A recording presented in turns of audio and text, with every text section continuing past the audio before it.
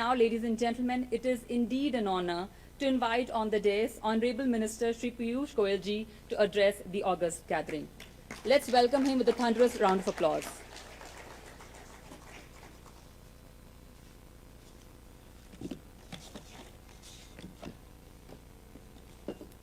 हमारे विभाग के राज्य मंत्री माननीय श्री अश्विनी चौबे जी, माननीय सौ निरंजन ज्योति जी, सभी गणमान्य राज्यों के मंत्री जो यहाँ पे आए हैं, उप मुख्यमंत्री Shri, secretary consumer affairs Shri Rohit Singh ji, additional secretary Shrimati Nidhi Khare ji, joint secretary Shri Anupam Mishra ji, bureau of Indian standards के श्री प्रमोद तिवारी जी, यहाँ उपस्थित केंद्र और राज्य सरकारों में इस विषय से संबंध रखने वाले सभी अधिकारीगण,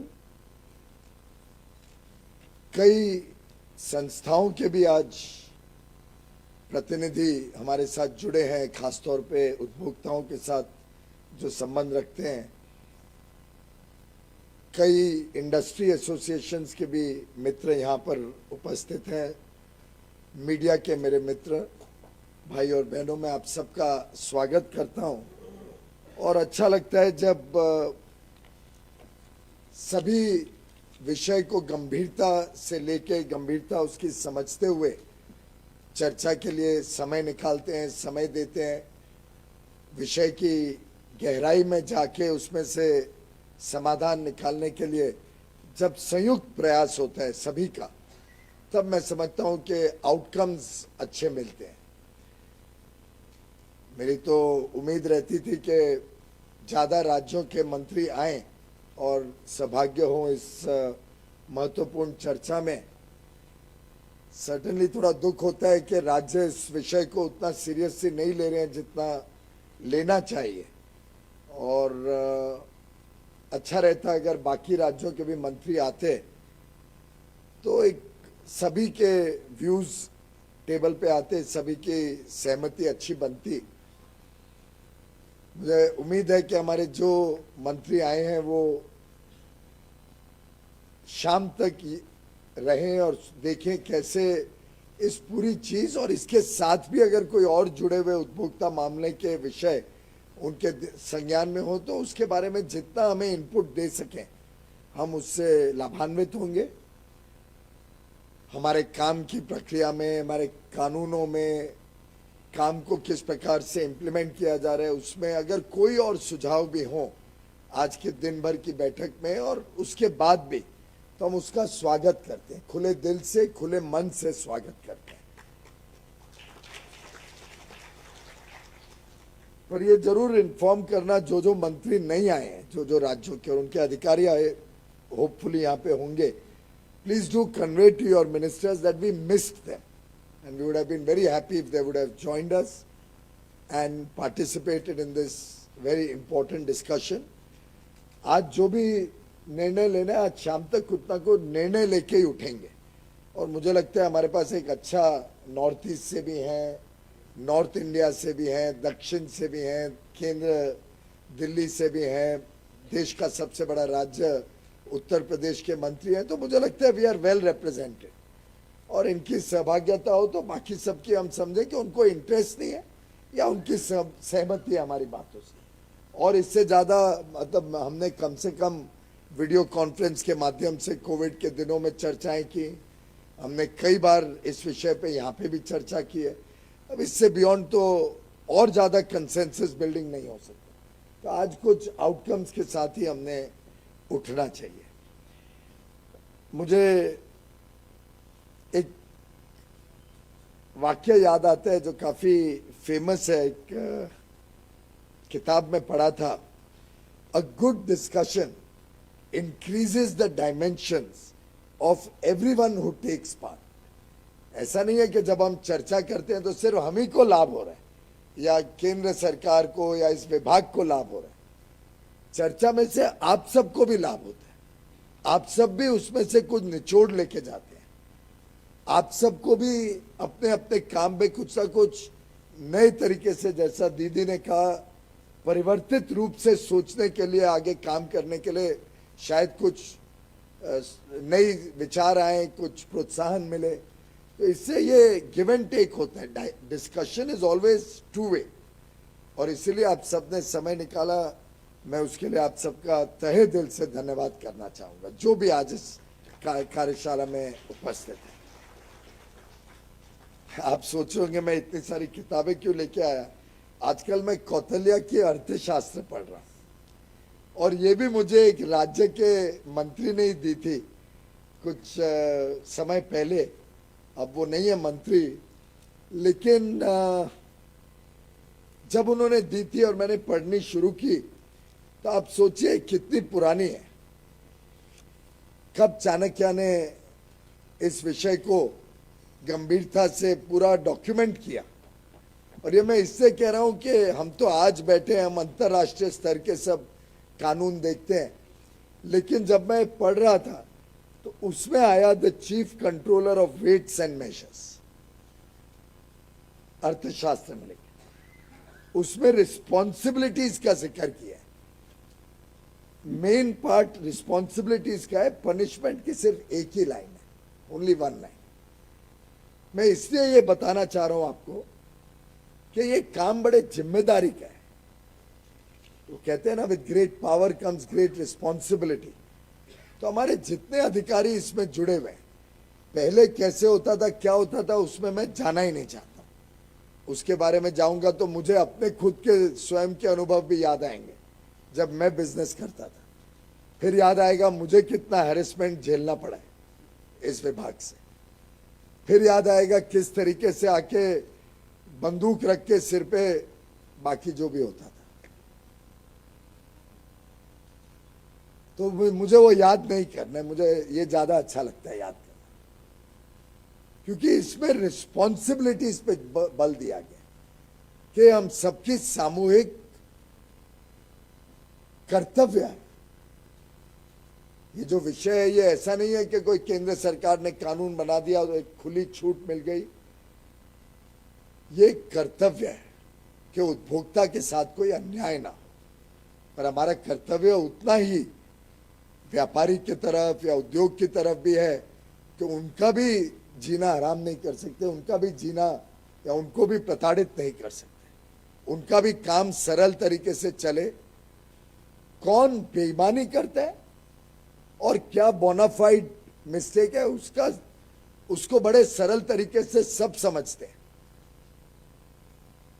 और मुझे लगता है कि हमारा फोकस रहना चाहिए कि कैसे, कहां पे मेंसरिया है और कहां बोनाफाइड है डिसीजन। उदाहरण के लिए, जहां पे वेट एंड मेजर का कैलिब्रेशन होता है, अगर वहां कुछ गलत हो तो पूरी सख्ती से हमें उतरना चाहिए उसमें, क्योंकि वहां फिर बोनाफाइड नहीं माना जा सकता। आखिर आपको एक लाइसेंस मिला है, आप सर्टिफाइड अथॉरिटी हैं, जिसके सर्टिफिकेट की इतनी वजन है, उसका खुद का इतना वजन है कि उसमें गलती की कोई संभावना नहीं होनी चाहिए। और वहां कोई गलत करे तो मैं आखिरी व्यक्ति हूं जो कहूंगा वहां कोई रियायत देनी चाहिए। इसमें भी लिखा है, all measuring instruments shall be inspected and stamped once every 4 months on payment of stamping fee। अब सोचिए कितने सदियों पहले की ये विचारधारा है। फिर पूरी डिटेल में कंट्रोल भी लिखा है कैसे होगा। Measuring instruments shall be inspected and stamped once every 4 months। और ब्रैकेट में आगे लिखा है, all details about measuring instruments are given in appendix 1। सोचिए तब से इसके बारे में कितनी गंभीर चिंता थी कि उपभोक्ता के साथ कोई अन्याय नहीं होना चाहिए। और फिर बाकी अलग अलग चीजें। तो really controller of weights and measures का बेसिक डॉक्यूमेंट इतना है दैट्स इट। छोटे मोटे अपेंडिक्स में थोड़ी डिटेल्स और हैं। और आज पे आए अगर, ये है आपकी लीगल मेट्रोलॉजी एक्ट, अलग अलग उसके पहलू और उसके rules.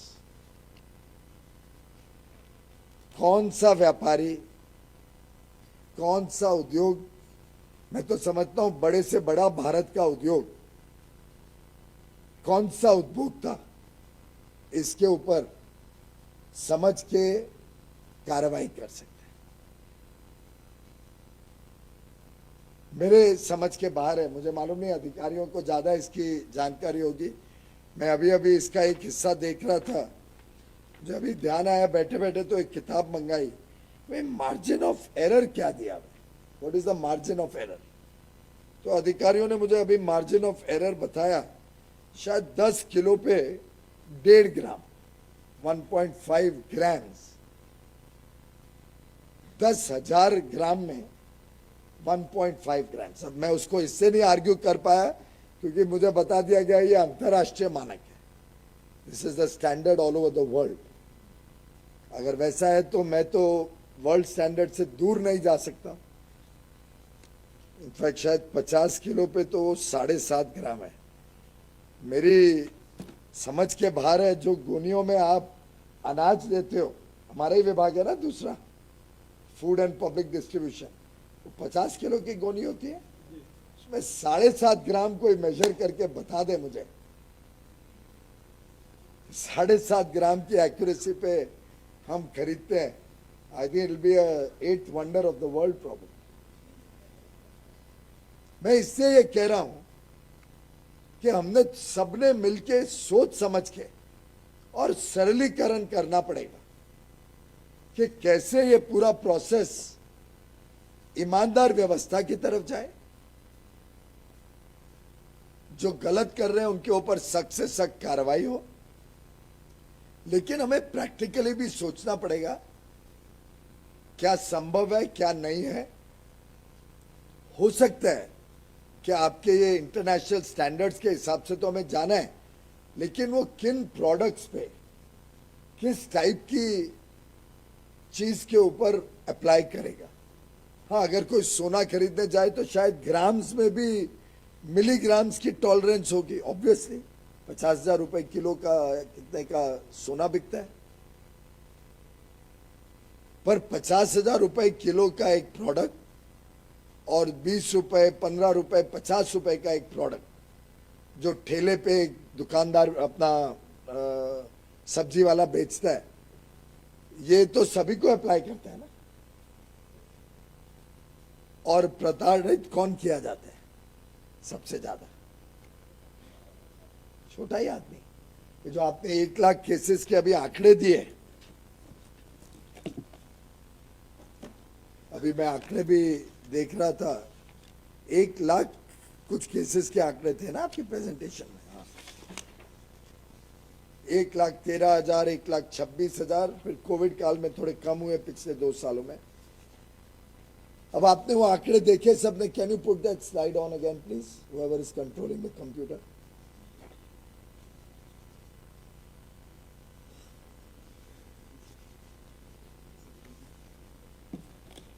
Put it on this slide. ये वाली slide. बस वो print. अब मैं आप सबके को रिक्वेस्ट करूंगा, इसको जरा गंभीरता से देखें।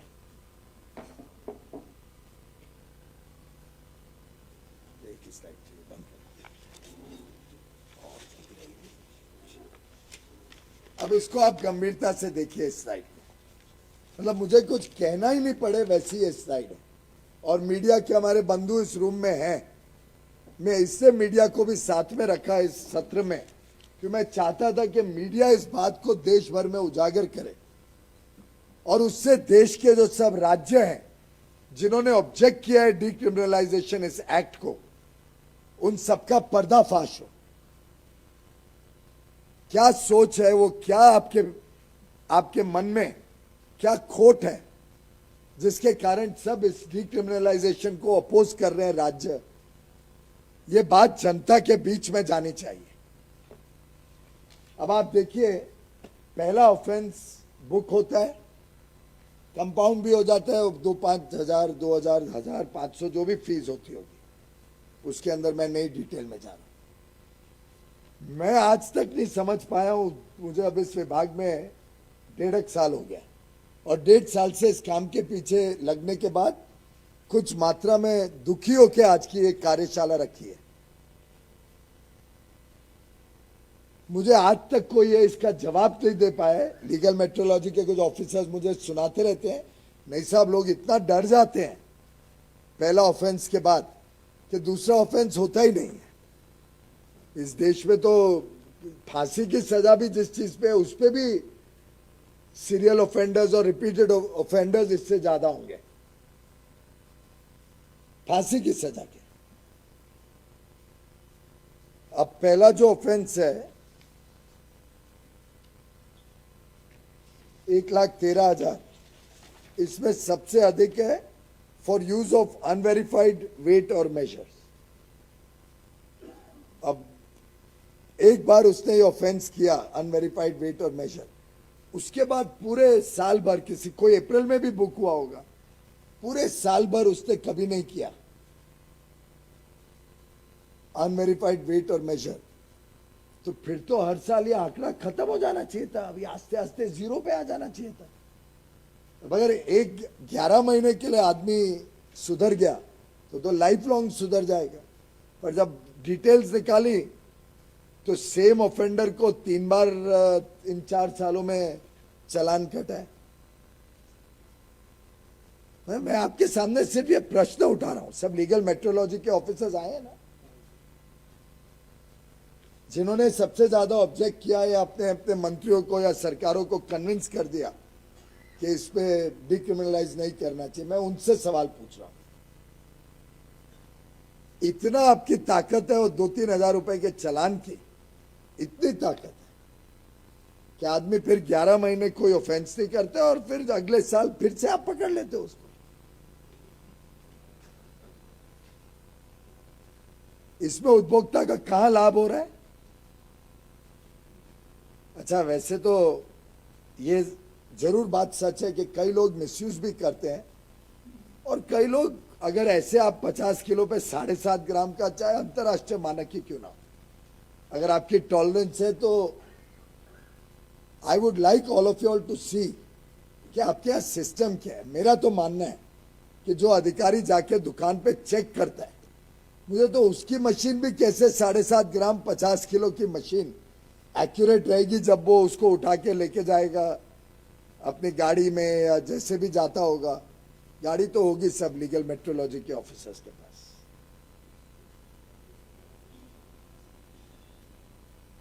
पर गाड़ी में भी लेके जाए और दिन में 3 जगह लेके जाए तो चौथी जगह तक उसकी एक्यूरेसी रह ही नहीं सकती है।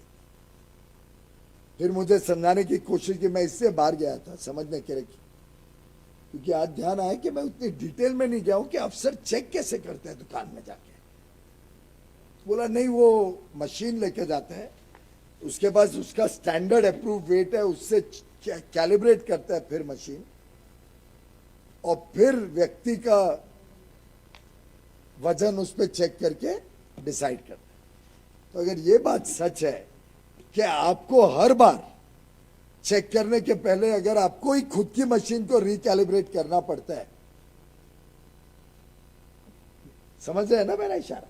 तो आप मुझे बताइए कि वो दुकानदार की मशीन जो दिन में 50, 100, 200 बार सामान बेचती होगी, वो क्या हर बार सामान बेचने के पहले या 10वीं बार सामान बेचने के पहले कैलिब्रेट कर पाएगा? या जाएगा कोई दुकान में लैब में कैलिब्रेट करने के लिए? आपकी खुद की इंस्पेक्टर की मशीन जब थोड़ी सी भी हिलती है तो आपको रिकैलिब्रेट करने पड़ती है। पर ये आंकड़े ही पर्दाफाश करते हैं।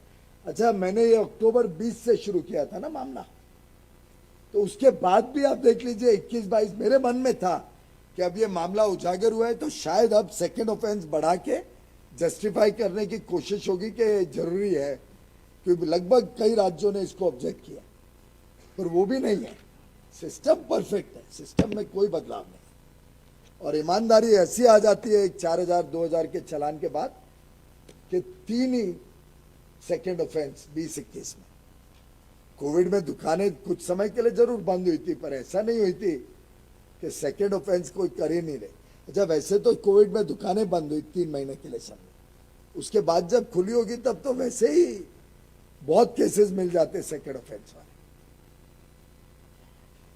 अब इस पे आप लोग सब विचार करना, और फिर आज की जो कार्रवाई होगी दिन भर की, उसके बाद मैं समझना चाहूंगा कि क्या सबकी सोच है, कैसे अंतर्राष्ट्रीय मानक को रखते हुए क्या हम कुछ प्रैक्टिकल डिसीजंस पे आ सकते हैं, क्या अलग अलग वस्तु की एक अलग इंपॉर्टेंस या सोचने के विचार करने की आवश्यकता है। जो ये 1 लाख केसेस है उसका कितना एनालिसिस आप सबने किया है? क्या आप लोगों ने कभी विचार किया है कि गहराई में जाएं कि किस टाइप के प्रोडक्ट्स, किस टाइप के ऑफेंडर्स हैं?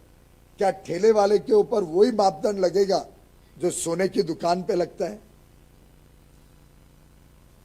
ये सब चीजों को मैं समझता हूं। मेरा purpose of all of this effort was कि आप सबका मन खुले और आपके दिल में थोड़ी संवेदना हो। भाई अभी तो सरकार में भी अच्छी तनख्वाहें मिलती हैं, ऐसी भी कोई हालत नहीं है कि सरकार में काम करने में कोई तकलीफ है। क्या हम थोड़ी संवेदना के साथ एक ऐसी अच्छी ईमानदार व्यवस्था इस विषय में बना सकते हैं क्या देश भर में? और जो कैलिब्रेट करते हैं भी उसको जरा भी रियायत मत दीजिए, जो सर्टिफाई करते हैं उसको जरा भी रियायत मत दीजिए। अगर कोई व्यक्ति इंस्पेक्टर जाके गलत वेट के बावजूद अप्रूव करते हैं उसको जरा भी रियायत मत दीजिए। अगर कोई मंत्री भी इंटरफेयर करते हैं आपके काम में और बोलते हैं कह रहे उसने गलत वेट था पर उसको छोड़ दो, तो वहां पे भी आपको रियायत नहीं देनी चाहिए, उस आपको कंप्लेन करना चाहिए। और जो भी उस राज्य के मुख्यमंत्री है मैं जरूर एक्सपेक्ट करूंगा कि वो लोग भी कार्रवाई करेंगे, या केंद्र में माननीय प्रधानमंत्री जी हम पे कार्रवाई करेंगे, मुझे पक्का विश्वास है। लेकिन हम सबको मिलके इस पूरे विषय को गंभीरता से देखना पड़ेगा। आप सबको भी अपने अपने राज्यों में, और जो नए मंत्री नहीं आए हैं उनके जो अधिकारी आए हैं आप सबको, and please convey this to all the ministers who haven't come and my displeasure at they are not come. और मेरे ऑफिस में भी जरा देख लें कि जब उन मंत्रियों को मेरे से काम पड़े और समय मांगे तो हम भी बहुत बिजी हो जाएंगे उस टाइम पे। और क्या तरीका है? आखिर डेप्यूटी चीफ मिनिस्टर आ सकते हैं, उनके पास और कोई काम नहीं है क्या? उत्तर प्रदेश जैसे बड़े राज्य से मंत्री आ सकते हैं, सिक्किम और मणिपुर इतनी दूर से हमारे मंत्री आ सकते हैं। खैर विषय मंत्री आने नहीं आने का नहीं है, विषय है कि कैसे उपभोक्ता का भी कोई नुकसान नहीं हो, लेकिन समझदारी से कानून बने और गलत काम इस विभाग में कैसे बंद हो, इसके ऊपर हम सबको गंभीरता से सोचना पड़ेगा। मेरे ख्याल से अगर कौशल्या ने 2500 वर्ष पहले, से भी अधिक शायद, मुझे इतना, अगर उन्होंने भी इस बात की चिंता एक रिस्पॉन्सिबिलिटी, एक कर्तव्य के रूप में देखी, तो मैं समझता हूं हम सब भी उससे कुछ दिशा निर्देश दें, कुछ सीखें समझें। देश का विकास करना है, देश का तेज गति से विकास करना है, उसके लिए लोगों को सहूलियत मिले, व्यापार करने के लिए सरलता से व्यापार हो सके, बेबुनियाद समय लोगों का बर्बाद ना हो, लेकिन साथ ही साथ हर जगह ईमानदार व्यवस्थाएं स्थापित करने की प्रतिबद्धता माननीय प्रधानमंत्री श्री नरेंद्र मोदी जी की अटूट भी है और अटल भी है। उनका वाक्य एकदम फेमस है, ना खाऊंगा ना खाने दूंगा। और ये हम सबके लिए अप्लाई करते हैं।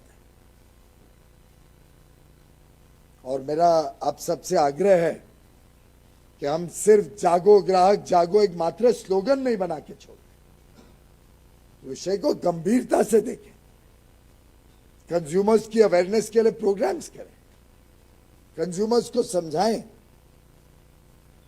कि अगर आपके साथ गलत होता है तो आप आवाज उठाइए, क्योंकि आप आवाज नहीं उठाते हैं तो शायद कोई और गरीब उसका नुकसान भुगतेगा।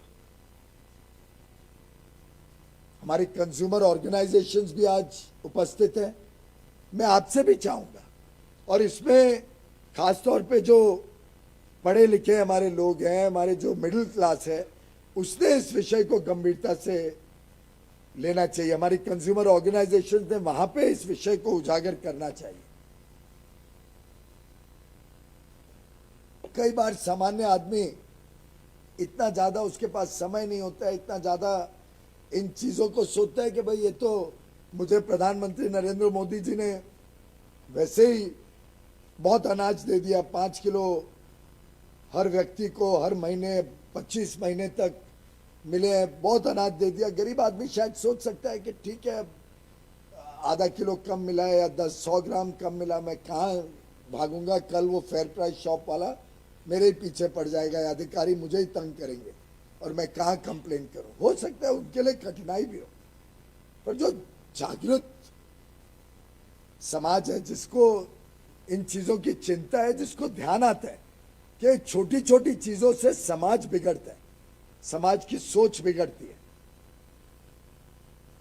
और मैं कई बार यह उदाहरण देता हूं कि अगर 6 दुकानें हैं और उसमें एक व्यक्ति भी गलत काम करता है तो बाकी 5 दुकानों को या तो अपना व्यापार बंद करना पड़ेगा अगर वो ईमानदार रहना चाहे, या आस्ते आस्ते दूसरा, तीसरा, चौथा सब बेईमानी करनी शुरू कर दें, तो वापस लेवल प्लेइंग फील्ड हो जाता है।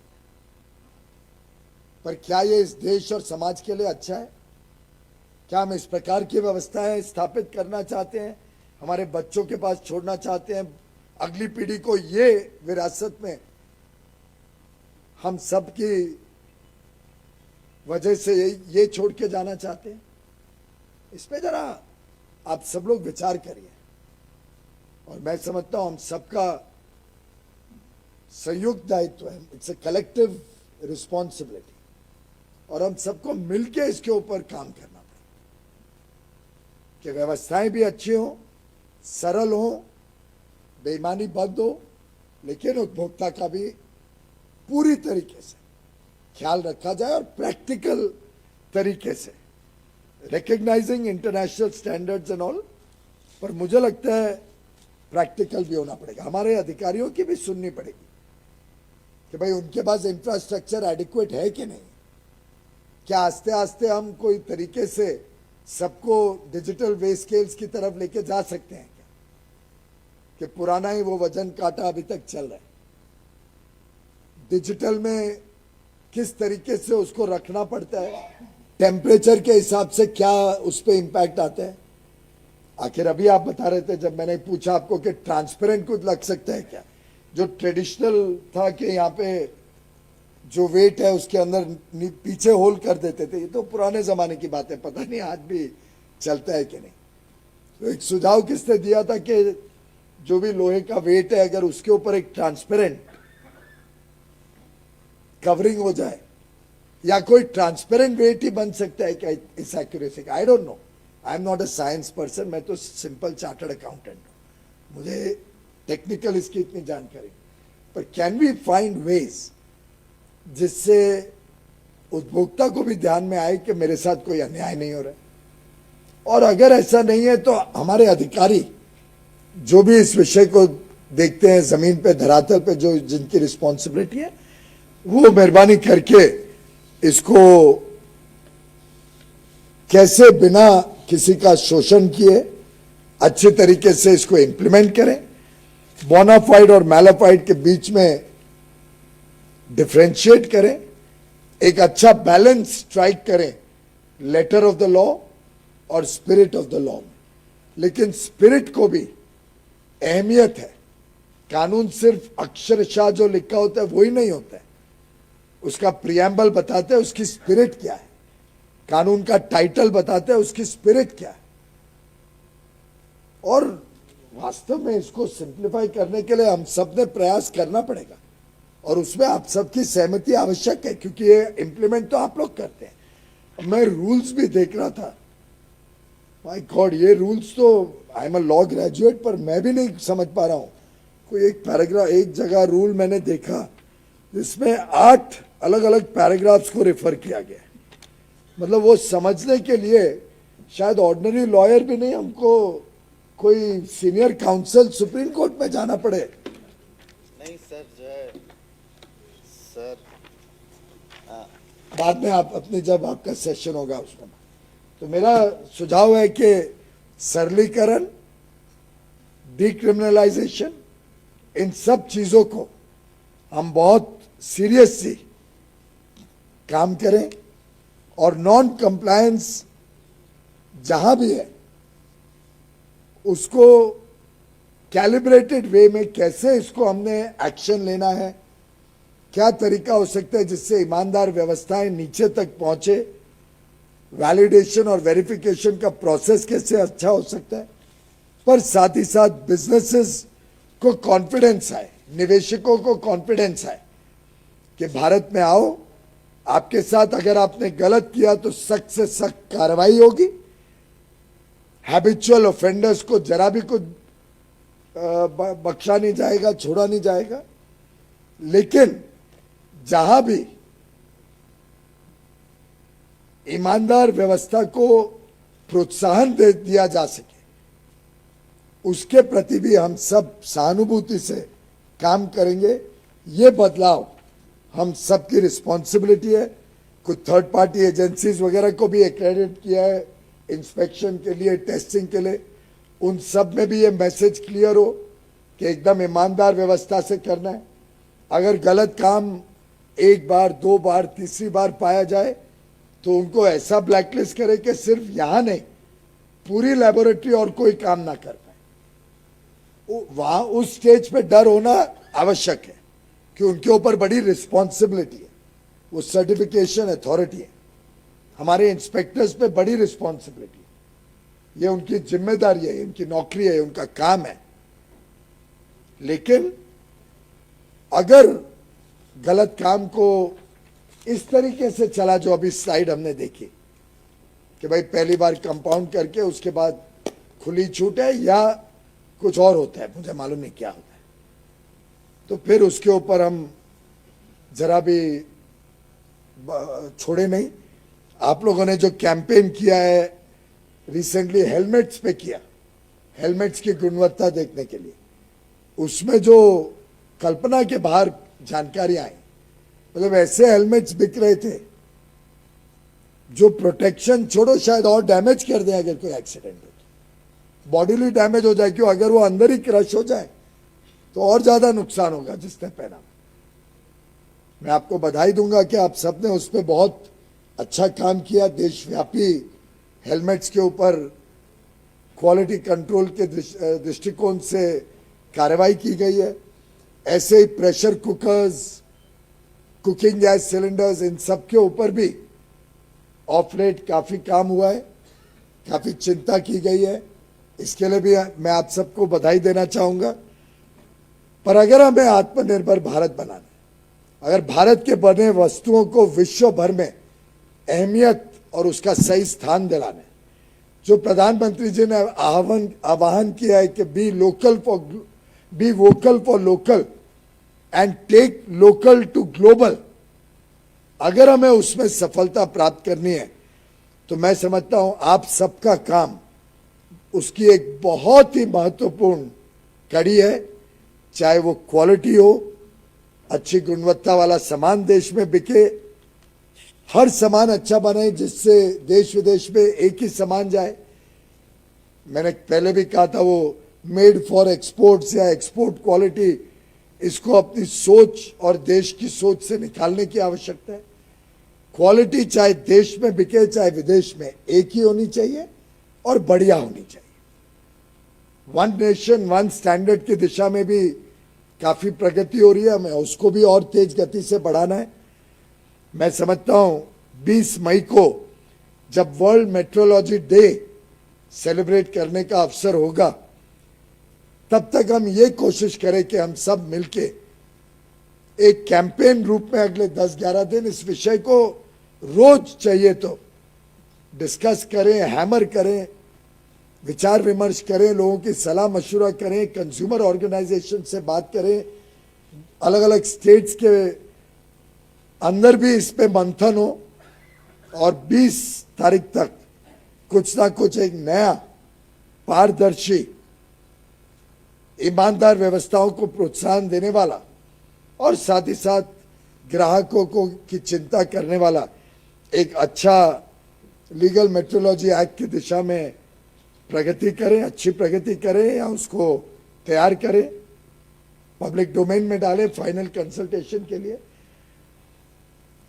इससे देश का भी हित होगा, उद्योग और व्यापार का भी हित होगा और उपभोक्ताओं का भी हित होगा। आप सब आए, उसके लिए पुनः एक बार आप सबका धन्यवाद करते हुए और उम्मीद करते हुए कि आज की ये कार्यशाला बहुत महत्वपूर्ण कड़ी साबित होगी और आज का ये दिन सभी की यादगाश में रहेगा कि इस दिन हमने फाइनल किया था देश के भविष्य को, भविष्य में सरल व्यवस्थाओं को और ईमानदार व्यवस्थाओं। अच्छे दिन भर के सब्जेक्ट्स हैं, अलग अलग विषयों के ऊपर आज चर्चा होने वाली है। अलग अलग मंत्री अलग अलग विषय के पैनल को चेयर करेंगे या को चेयर करेंगे और मिलके हम एक नया इतिहास रचें। इस आशा के साथ मैं आप सबको बहुत बहुत शुभकामनाएं देता हूं। आज रविंद्रनाथ टैगोर जी का जन्म दिवस है। उस दिन ये अच्छा कार्य हो रहा है, मैं समझता हूं। Is that right? नहीं, 7 तारीख को था, माफ करिएगा।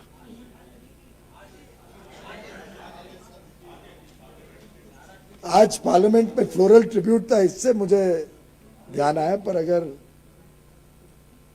आप सभी को ये भी ध्यान में रखना चाहिए कि इतने पावन, इतने शुभ दिन पे हम सब मिल रहे हैं, तो जो उन्होंने कल्पना की थी इस देश की, उस कल्पना को साझा करने के लिए एक हम सबके पास मौका है। मैं उनको आज श्रद्धांजलि भी देता हूं और आप सबको बहुत बहुत शुभकामनाएं देता हूं। धन्यवाद।